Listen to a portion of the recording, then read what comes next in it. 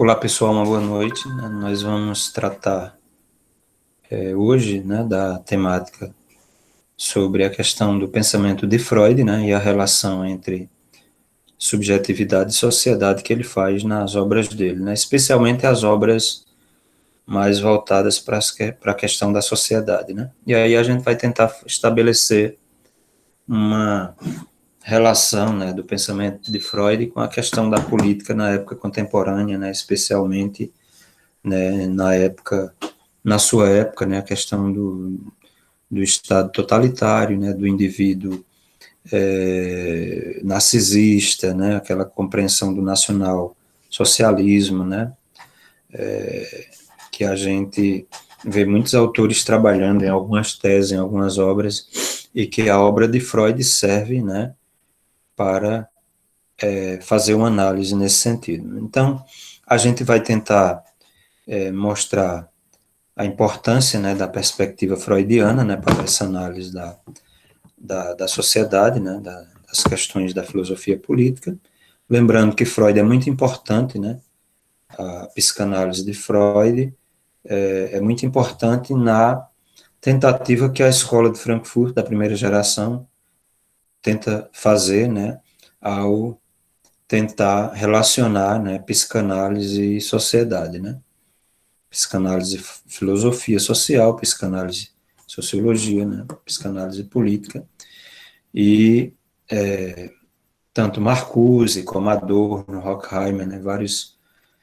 os vários Erich Fromm, os vários filósofos, da primeira geração da escola de Frankfurt, os vários teóricos, eles procuraram abordar. Na próxima semana a gente vai tentar fazer uma análise, dessa obra de Freud a partir da análise da obra de Erich Fromm, mostrando as relações e as críticas, que o Erich Fromm faz em relação à obra de Freud. E é por isso que ele acaba, posteriormente, inclusive, se desvinculando da escola de Frankfurt, mas ele teve um papel importante, especialmente na época que eles estavam lá nos Estados Unidos, mas o Erich Fromm faz toda uma crítica, em relação ao complexo de Édipo, a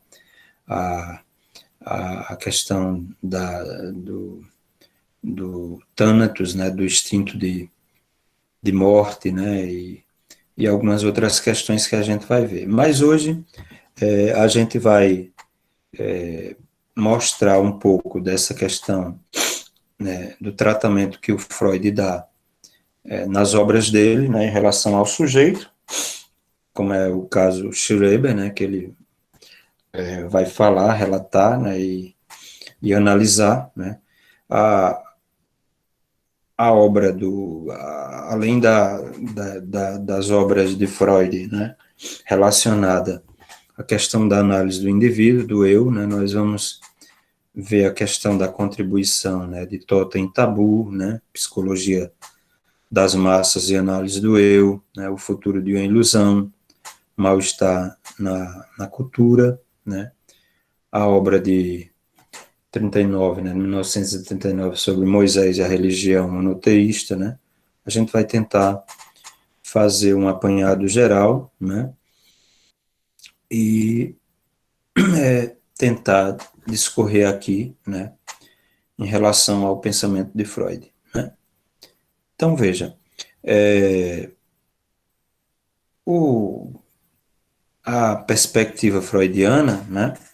ela vai ser muito importante,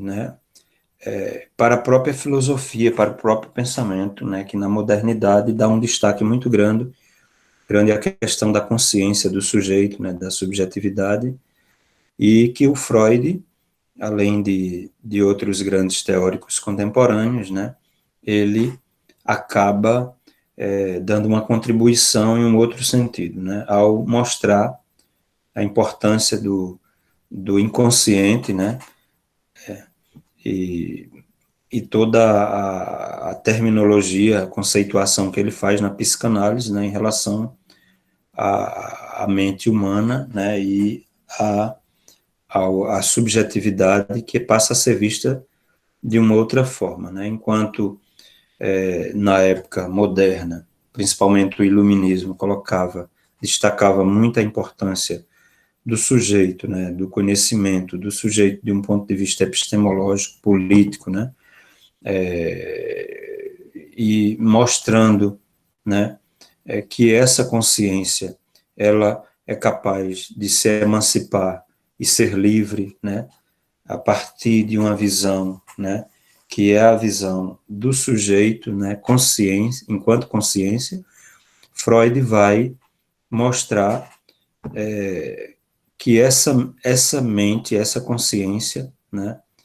ela não é tão unitária assim, né, tão capaz, né, de se emancipar, de ser livre, né, no sentido que os modernos colocavam, né, porque a própria terminologia empregada por Freud, né, quando ele fala do isso, né, do id, como, né, a gente acabou traduzindo, né, para o Brasil a partir de psicanalistas, né, que tiveram contato, né, com a psicanálise dos Estados Unidos, né, o id, o ego, né, e o superego, ou o isso, né, o eu e o supereu, né, até essa própria terminologia empregada por Freud já mostra, né, que a consciência, né, é apenas a ponta do iceberg, né, e o supereu, né, ele é colocado por Freud como, né, tendo um sentido, né, normativo, né, e aí a gente fala da figura do pai, do líder aqui em outros momentos, né, das normas sociais, né, todas empregadas em relação ao superego, e o id, né, o isso, esse lado mais voltado para as pulsões, para os instintos, né, os impulsos, e uma pequena parte, né, dessa mente, ou dessa consciência, ou desse sujeito, né, que é o ego, né, é que tem esse papel que a modernidade deu tanta importância. Então vejam que a compreensão da obra freudiana, do pensamento freudiano, ela passa a dar um novo sentido para a filosofia contemporânea, né? E a teoria crítica, né, a escola de Frankfurt, ela vai se apropriar do pensamento de Freud, mas também de Marx, né, um Marx mais culturalista, digamos assim, menos ortodoxo, né, e aí vai tentar unir subjetividade e sociedade, né, essa relação, né, entre esses dois polos, para tratar, né, do indivíduo, das suas patologias, né, e da sua relação em relação à sociedade, à cultura, né. Toda a análise que o Freud faz, né, o próprio caso Schreber, né, que a gente falou aqui, né, citou aqui, né, numa obra dele de 1908, né, que vai tratar justamente dessa questão, né, e, e vai ser direcionada, né, para tratar, né, dessa questão, né, direcionada mais à questão dos impulsos, né, das neuroses, né,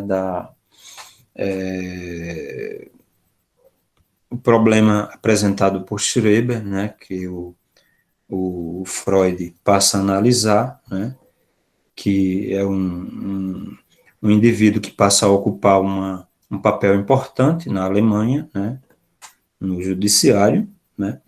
e numa alta corte, né, e que passa a ter uns problemas de saúde, né, boa noite, Érico,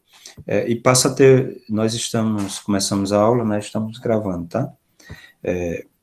E aí ele passa a ter Boa noite a todos. alguns, seja bem-vindo, viu? Passa a ter Obrigado. alguns problemas de saúde, né, e na análise feita por Freud, né, ele vai descobrir que aquele medo, né, apresentado por Schreber, né, de feminização, né, de castração, né, estava relacionado à figura do pai, né, de Schreber, que foi muito famoso na Alemanha nazista, né, e era muito reconhecido socialmente, né, criou aparelhos, né, para ortopédicos, né, para melhorar a postura do pessoal, né, e construir um novo homem, né, um novo indivíduo, né, e que esses aparelhos acabavam causando uma certa tortura também nos indivíduos, né, assim. Mas o Schreber tem todo um problema do ponto de vista psicanalítico que o Freud acaba associando à figura, né, do pai, da castração, né, primeiro a figura do médico, né, depois a do pai, que depois ele associa a própria figura de Deus, né, e de que ele passa a ter um papel como redentor, né, da sociedade, né, ele passa a se ver dessa forma, mas toda a análise que o Freud faz para o caso Schreber, né, também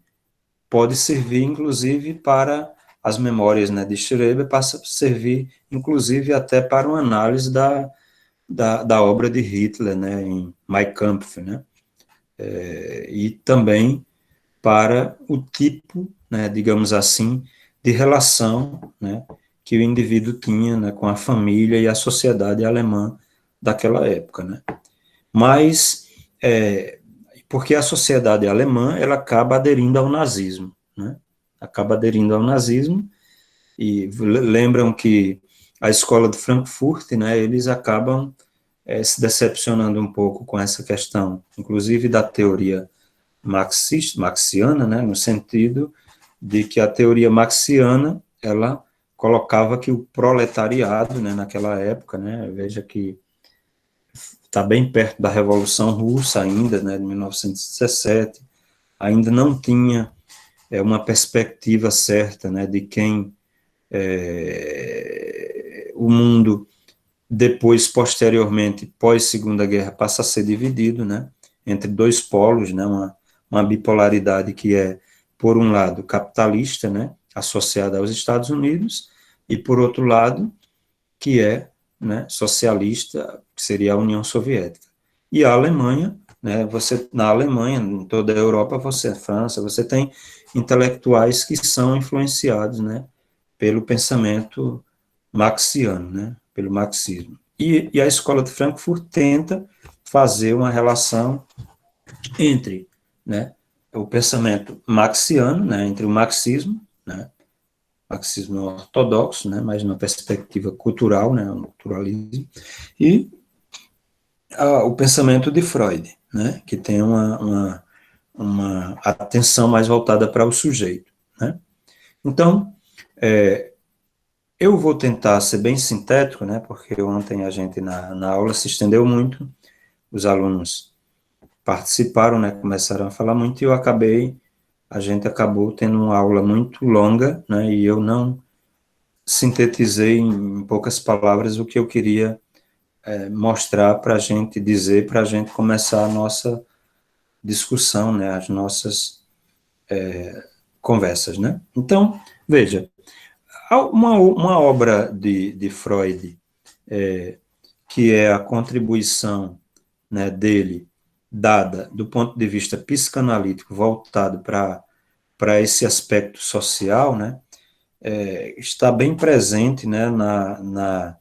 em Totem e Tabu, né, que é uma obra de 1913, né, no qual, né, nessa obra, Totem e Tabu, né, que ela poderia ser relacionada, como fazem alguns teóricos, né, na própria compreensão do nacionalsocialismo, né, devido à figura que é apresentada ali, mas teria uma relação, inclusive, a gente poderia dizer que teria até uma influência, uma relação, né, com uma visão contratualista de sociedade, né, apresentada, por exemplo, pelos teóricos da política, né, os pensadores liberais,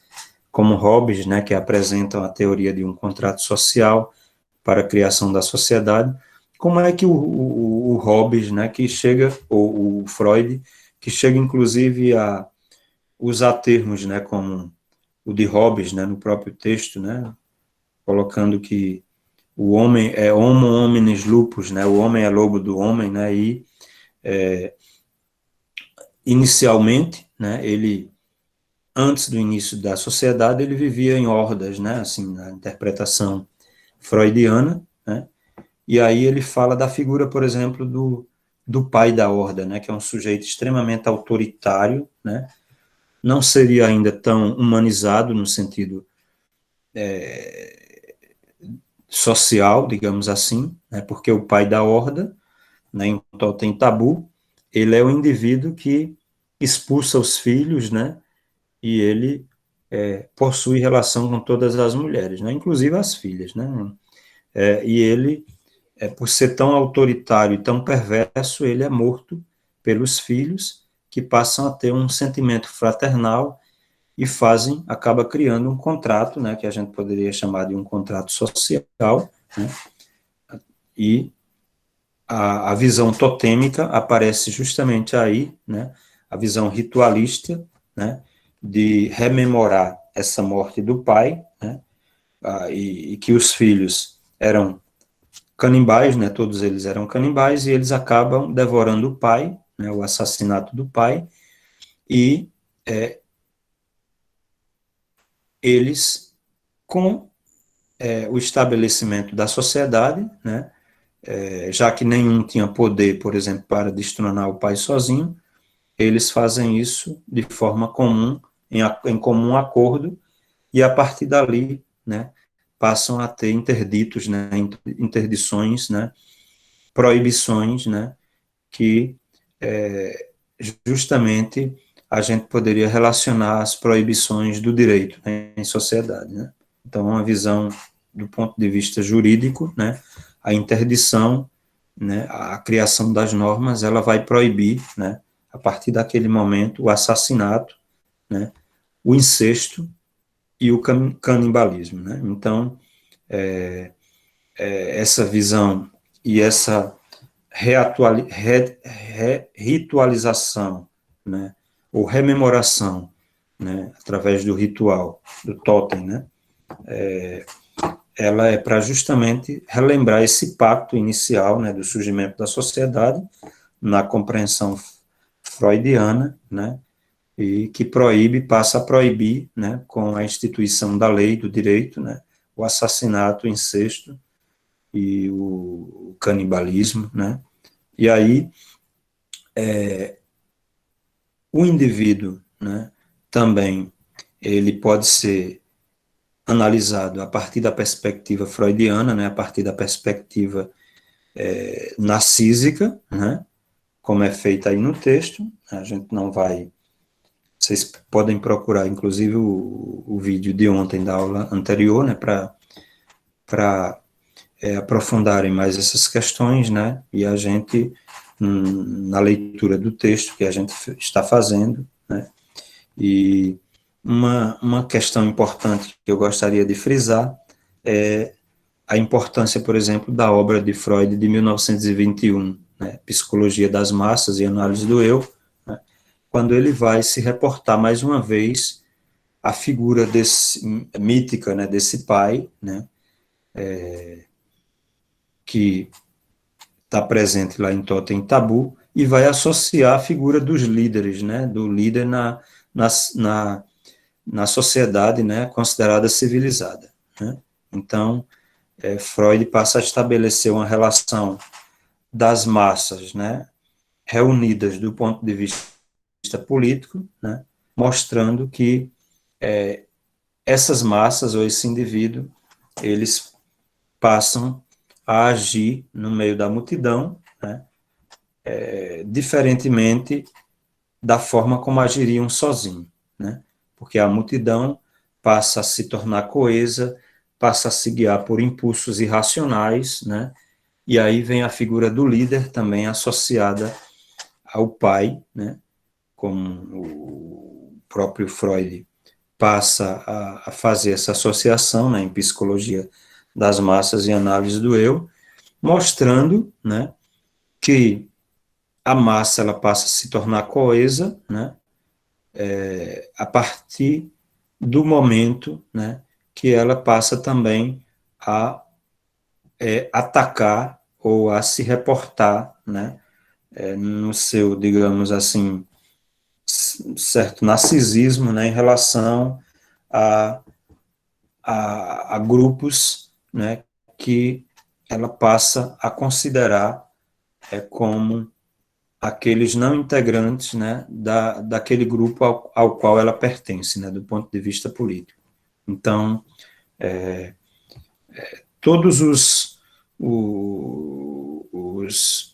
problemas, as contradições, tudo aquilo que poderia servir como fonte de violência, de discórdia entre um grupo, né, ela passa a ser focada e direcionada para grupos considerados não pertencentes a esses grupos, né, como seria os arianos, por exemplo, na Alemanha, né, poderia relacionar essa obra de Freud à própria questão do nazismo, né, do nacionalsocialismo, e a própria questão, por exemplo, dos judeus, né, que passa a ser um grupo que passa a ser discriminado, né, do ponto de vista da política nazista, né, as leis de Nuremberg passam a proibir, inclusive, na época do nazismo, né, de Hitler, relações, né, entre arianos e judeus, né, ou entre arianos e ciganos, negros, né, passa a fazer toda uma política ou leis, né, inclusive para tornar inférteis, né, esses indivíduos, né, e passam a associar, né, a figura do judeu a tudo que é desgraça, né, a tudo que é digno de exclusão, né, de humilhação, de indigno, né, e essa política feita pelo nazismo, né, ela vai unir as massas, né, em torno da ideia de uma raça ariana, né, como faz Hitler, né, e o nacionalsocialismo, né, o partido nazista, né, até chegar àquilo que foi a decisão final, né, que foi a, a criação de campos de concentração, aquilo que a história denominou de Holocausto, né. A, a relação, né, que é feita por Freud, né, entre os impulsos individuais do indivíduo, né, e a cultura, né, é uma relação de conflito, né. Freud está sempre mostrando que o indivíduo, para viver em sociedade, né, ele precisa respeitar as leis. Para existir sociedade, ele precisa limitar os seus impulsos, a sua libido, né, ele precisa, né, ter autocontrole, ele precisa, né, limitar aquilo que, por exemplo, num suposto estado de natureza, ele não limitaria, porque a própria ideia de monogamia, de matrimônio, né, de ter uma esposa apenas, de limitar, né, as relações sexuais, que, segundo a perspectiva freudiana, né, o indivíduo, né, que não é livre do ponto de vista sexual, ele acaba tendo neuroses, né, problemas do ponto de vista da neurose. Ele fala de uma sublimação, né, desses impulsos, que algumas pessoas seriam capazes de fazer, né, e até chega a conjecturar, né, a possibilidade do indivíduo sublimar a sua agressividade, a sua libido, né, seu desejo sexual, né, os seus apetites, né, que num suposto estado de natureza ele poderia, né, agir como um animal, né, tendo liberdade para fazer tudo o que ele desejaria do ponto de vista sexual, como o pai da horda fazia, né, mas ao viver em sociedade o indivíduo passa, né, nesse reino da cultura, né, no âmbito da cultura, ele passa a ter que limitar suas pulsões, seus instintos, obrigatoriamente, né. O direito, as leis, né, o poder do Estado, né, de reprimir, né, os indivíduos que não têm esse autocontrole, né, ou que passam a querer agir, né, como se estivesse num suposto estado de natureza, né, como um animal desregrado, né, assim a gente poderia colocar, né, esse indivíduo, ele passa a ser mal visto pela sociedade e passa a ser um indivíduo até considerado criminoso, né, um bandido. Freud até coloca somente, né, o indivíduo que tivesse um poder acima dos outros era que poderia, né, talvez agir dessa forma, né, segundo os seus interesses, né, segundo os seus instintos, né, de acordo com o que a sua libido, né, lhe direcionasse, né, mas a questão da sublimação, né, e desses instintos, dessa agressividade, né, do ponto de vista do indivíduo, né, Freud acaba percebendo que isso não é possível, né, e do ponto de vista social, né, essa sublimação também, ele percebe que, mesmo com o desenvolvimento científico e cultural, também, né, isso não é possível, né, e você vê a figura do judeu, na época do próprio Freud, né, sendo um indivíduo que é agredido, que é humilhado, que é desrespeitado, né, até chegar à solução final, né, chegar pelo, tomada pelo nazismo, né, que foi o Holocausto, né, de exterminar os judeus, né, e o Freud, em Moisés e a religião monoteísta, ele chega, inclusive,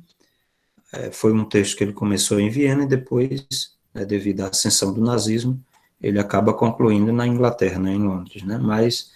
onde ele vai se questionar, né, por que que os judeus são vítimas, né, desse tratamento, né, abusivo, né, e ele acaba colocando algumas questões, né, como a questão da do prepúcio, né, da circuncisão, como uma marca considerada judia, né, e que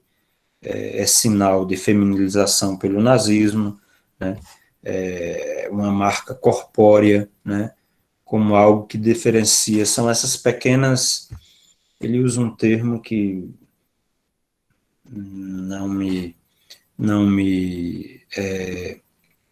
me recordo agora, né, essas pequenas diferenças, né, que acabam considerando o judeu, né, um indivíduo diferente, né, e acaba sendo considerado, né, o diferente, a minoria que precisa ser eliminado, né, pelo nacionalsocialismo. Mas o Freud, ele inclusive chega, né, a colocar em Moisés e a religião monoteísta, né, que isso se dá, né, porque o povo judeu, embora seja minoria, né, em vários estados europeus, né, ele sempre conseguiu, né, se destacar, né, e superar os problemas, né, impostos pela sociedade. A gente tem vários exemplos, né, de como o judeu é tratado, até na obra de Shakespeare, né, você vê o Mercador de Veneza, reporta muito bem, né, vivia em guetos, né, emprestavam dinheiro a juro, né, a usura passa a ser condenada pela igreja, o judeu é discriminado, ele pode ser até rico, né, mas ele vive em guetos e é considerado um cidadão de terceira classe, né, então, é, a, a, a vida do judeu não é uma vida considerada digna, né, é sempre visto de uma forma preconceituosa. O próprio Shakespeare, né, na figura do personagem principal da obra lá, ele coloca o judeu como um indivíduo mesquinho que empresta dinheiro a juro e acaba querendo matar o indivíduo lá ao cobrar como pagamento, né, um pequeno pedaço de carne, né, do corpo do indivíduo, que ele sugere que seja a parte, né, próxima ao coração, né, e o indivíduo poderia morrer e acaba tendo todo aquele tribunal lá de júri e acaba, né, o judeu que emprestou o dinheiro a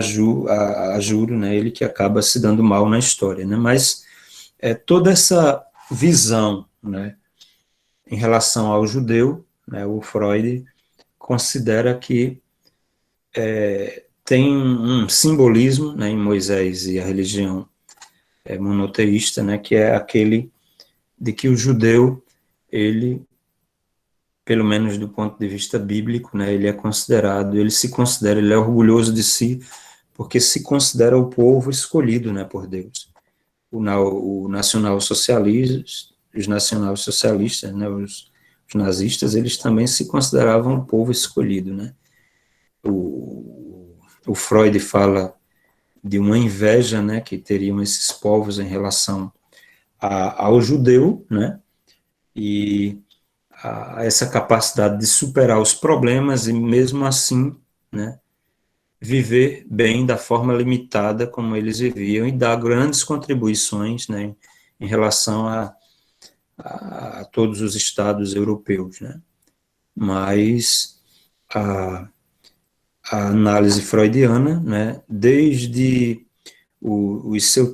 seus textos, né, que a gente passou a analisar aqui, né, lá, desde o texto de 1908, que é Moral Sexual Civilizada, né, e Doença Nervosa, né, onde ele vai tratar dessa questão, né, do indivíduo, né, e das pulsões como algo oposta, né, à vida em sociedade, à cultura e da qual o indivíduo precisa, né, limitar, né, até, né, essas obras lá finais, né, como a de 1939, Moisés e o monoteísmo, né, ele está sempre colocando essa questão, né, da libido, né, dos instintos, né, da, da exigência de que a cultura, né, ela, para sobreviver, ela precisa, né, dessa, desse certo ascetismo, dessa certa limitação do indivíduo, né, em relação à sua libido, aos seus instintos, né. Mas esse indivíduo, ele se torna enfraquecido, né, quando, desde desse texto aqui, né, de 1908, né, que é Moral Sexual Civilizada e Doença Nervosa Moderna, ele vai mostrar que o indivíduo, né, ele pode direcionar, né, e aí ele teve várias pacientes que teve problemas, né, neuróticos, né, devido àquela moral, né, muito rígida alemã, e que acaba se tornando, inclusive, mais rígida ainda com o nazismo, né, com as leis de Nuremberg, que acabam impedindo relações, né, entre arianos e judeus, né, entre arianos e negros e ciganos, né, e leis muito rigorosas, né, passam a reger, né, a,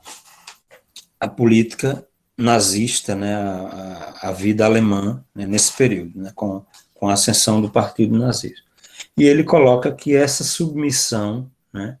do ponto de vista sexual e essa não realização, né, e não satisfação da pulsão sexual, ela acaba tornando o indivíduo um indivíduo submisso. E as massas, né, elas se tornam submissas ao líder, né, e a figura do líder, né, ela tem uma importância muito grande na vida nacional socialista, né, alemã, né, com a ascensão do nazismo. A gente vê a figura do Hitler, né, e toda a submissão, né, das massas que é associada por Freud à figura do pai autoritário, né, no qual ele apresenta e associa lá a obra Totem Tabu, né, aquele pai autoritário, aquele indivíduo, né, que acaba virando um ideal, né, do eu, né, para esses indivíduos, né, que acabam se tornando coesos, né, se integrando e se reunindo em torno dessa figura, e figura tal, né, que, e grupo tal, né, que acaba né, sendo altamente agressivo em relação a qualquer outro que não compartilhe, né, com esse ideal, né, do eu, né, com as ideias desse grupo, né. Então, eu vou concluir por aqui a minha exposição. Eu queria que vocês, seja aqui gravado ou não, né, a gente pode parar a gravação ou a gente pode dar continuidade se alguém tiver alguma pergunta, né. Quem não se sentir à vontade, a gente pode interromper a gravação e a gente pode continuar a discussão, né, dos textos, ou do texto que a gente está trabalhando, para conversar um pouquinho sobre essa questão, né? Alguém gostaria de fazer alguma questão, ou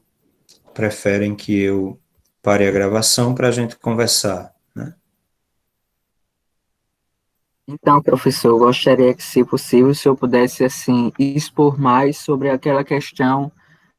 da repressão dos desejos sexuais em Freud. Uhum. Ok.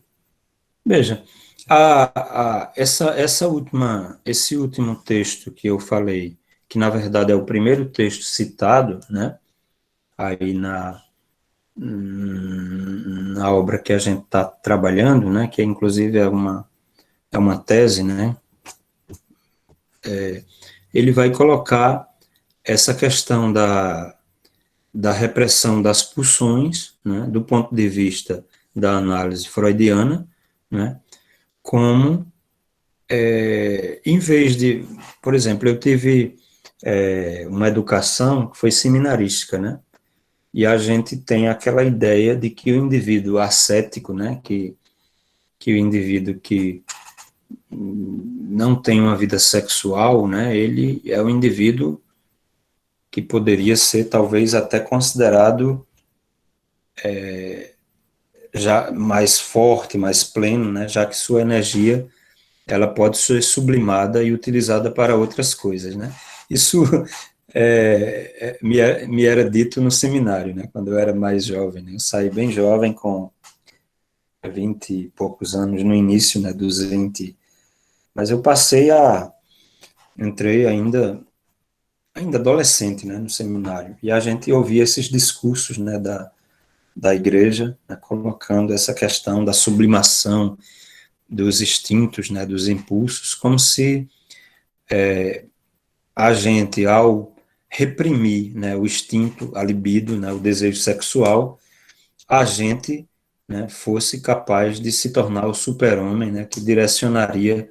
todo o seu, toda a sua libido, todo o seu desejo, né, para outras coisas. E a palavra, inclusive, sublimação, era muito empregada, né? Vocês sabem que a questão da sublimação é o quê, né? Você deixa de usar o seu desejo sexual, de ter relações sexuais, de usar a sua libido, né, os seus impulsos, os seus desejos do ponto de vista sexual, mas você pode, como coloca Freud, empregar isso do ponto de vista da arte, né? Pode não ter muitas namoradas ou namorados, né, ou pessoas com que se relacionar do ponto de vista sexual, mas você pode ser um grande artista, né, ser um Picasso, um Michelangelo, né, usar essa pulsão sexual, essa libido, né, esse desejo, né, que poderia ser empregado do ponto de vista sexual, essa energia vital, a gente poderia dizer, né, no sentido freudiano, poderia usar essa energia vital, né, para, não do ponto de vista sexual, mas para empregar, por exemplo, em trabalhos na comunidade, né, como a gente que era seminarista, né, eu era clérigo na época que eu fui, né, o pessoal colocava, né, poderia ser um bom artista, né, pintar quadros, né, fazer outras coisas, e todo esse direcionamento, ele baixaria, digamos assim, ou direcionaria, né, ou canalizaria o seu impulso sexual para coisas consideradas, né, como a igreja colocava, superiores, né, porque as questões sexuais eram vistas como coisas animalescas, né, mais inferiores. Eu vi um padre mais velho, né, um velhinho, colocar a coisa, né, como se a sexualidade fosse uma coisa muito baixa, né, já que a igreja tem um voto de castidade, né, então você não poderia ter relações sexuais, né, nem com mulheres ou quem tinha interesse por homem, ou com outros colegas, né, ou com, com alguém que você se interessasse do ponto de vista sexual. Então a igreja tinha esse discurso que, na verdade, é um discurso de uma instituição, né, que historicamente foi muito repressora, né, em relação aos instintos, na época mesmo que eu estava, né, era extremamente repressora nesse sentido, porque quando, embora os padres, né, tivessem lá, alguns deles, né, não vou nem dizer que todos ou a maioria, né, mas eu sei que tinha alguns mais velhinhos, alguns antigos que não tinham companheiras ou pessoas que talvez se relacionassem. E tinha também idosos que a gente acabou descobrindo que tinha, né? Mas assim, é um discurso repressor, né? É um discurso que